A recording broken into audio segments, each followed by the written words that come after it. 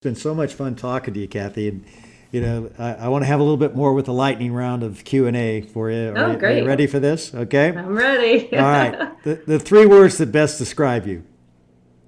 Oh, so competitive, I knew that was going to be definitely. number one. I knew it was number one. All right. Can you tell? That's number one. But also, I mean, focused, definitely. And I'd say courageous. If you could be one person for a day besides yourself, who would it be and why?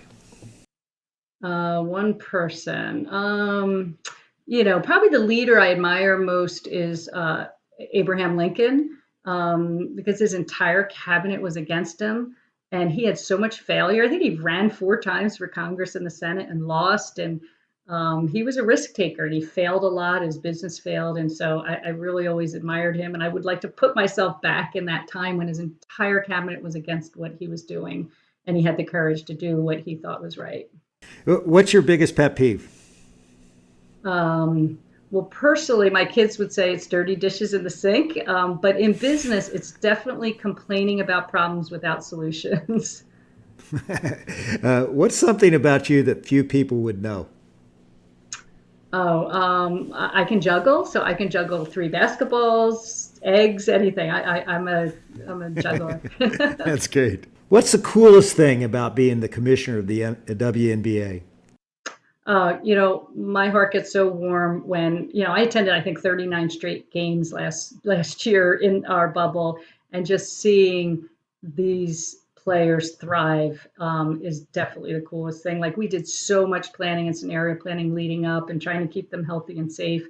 And when they got on the court for that first game, it was just so warming, and that was so cool to see that level of play and how great those players are. Now, what would be your kids? What do they think is the coolest thing about you being the commissioner of the WNBA? Is it the orange hoodie? Yeah, well, I have to say that, I think my daughter always thought I was cool being the CEO of Deloitte, but my son didn't. My son's 19, my daughter's 23 now. But when I became the commissioner of the WNBA, my son was playing high school baseball. And the day I was announced, I actually was able to get to the game. So I go to the game, and my son comes up to me and says, "Mom," he was the captain for the game. It was his senior year, so he went up to the umpires with the head coach, and they introduced each other. And the head coach goes, "His mom was just announced as the commissioner of the WNBA," and the umpires were like, "That's the coolest thing we ever heard." So I think my son thought I was cool from that day on. But yeah, they That's really good. like it. Yeah. Although my son's so funny, like, the one thing I didn't want in my second act was a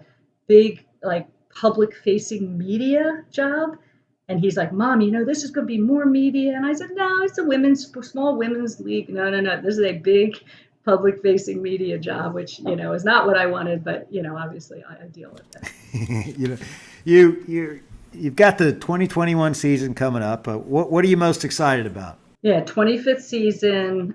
We had a very active free agency period, which the collective bargaining agreement allowed for much more active free agency. We had some blockbuster moves, including Candace Parker to Chicago. But again, on the way to, building household names and rivalries. So I'm excited, to get this tipped off, hopefully, with the right health and safety protocols. You know, you're such an accomplished woman, and you've talked about competing in a male-dominated world. What would be the number one advice you'd give to aspiring female leaders? Yeah, definitely raise your hand and build your capabilities, because no one's thinking about your career as much as you are. And I mean, I have to say that time and time again, if I hadn't raised my hand, I went to our national office and did research. If I didn't raise my hand and do something different when I went to our capital markets group, and you have to raise your hand, and you can't fear failure. You can't, I think it was Wayne Gretzky that said, you miss 100% of the shots you don't take.